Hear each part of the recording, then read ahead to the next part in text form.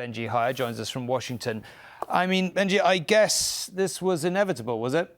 Tom, well, actually, Novak Djokovic was on the US Open participation list as recently as Monday, but the necessary changes to America's vaccination policy that would have allowed him to play simply never came, meaning he was forced to pull out. Washington is far from indifferent about what comes next. It's just the thinking here is that it would seem imprudent to offer an endorsement, either overtly or tacitly, given the race remains very much in the balance. It is up to one person, and that is Joe Biden, to decide whether he wants to step down or not.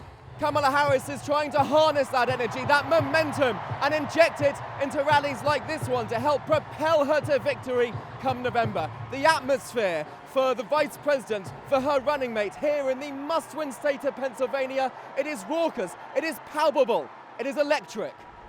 I'm Benji Hyer, and I've come to Georgia to find out how real the threat is to the democratic process in this swing state on which the country's political future may hinge. That story in a moment. It's dawn in Washington, D.C., and it's déjà vu. The United States is again waking up to a Donald Trump victory. It is decisive, it is resounding, and it is historic. The former president becoming the first in 120 years to win back the White House, having lost it last time around. It marks a stunning political comeback for the twice impeached convicted felon who's readying himself for another term in the Oval Office. America's role, reputation and influence on the global stage is undergoing a transformation. Its vast aid programs, a sign of solidarity, a provider of life-saving services and a source of soft power, are being slashed by Donald Trump's administration. Here's what it means for the United States, its place in the world, and for people who rely on it in every corner of the planet. That's right, the plane carrying the American detainees landing on US soil in past hours, and amongst those on board, Wall Street Journal reporter Evan Gershkovich, US Marine veteran Paul Whelan, also a British citizen. This has huge political implications. This is the first of 4 potential criminal trials that the former US president faces as he vies for the Oval Office. With those record high numbers, it's perhaps no surprise that immigration remains a top priority for voters, and the majority of them now want a wall, much like this one, built all along the border. All that's left now, though, is this police cordon. But whilst the area behind me is secured, this movement that's gripped America continues. Some students marched earlier to the home of the university president, and we're standing a stone's throw from the heart of power. The political pressure persists. And despite the urgent calls for substantial action, the crisis has only worsened. There have now been more than 200 mass shootings this year alone in the United States. That's about 10 a week. And guns are the most likely cause of death for children in the US.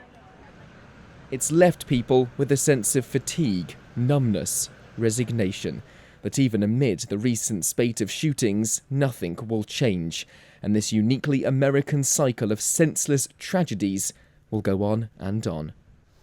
This is a big county, but one with a close-knit community.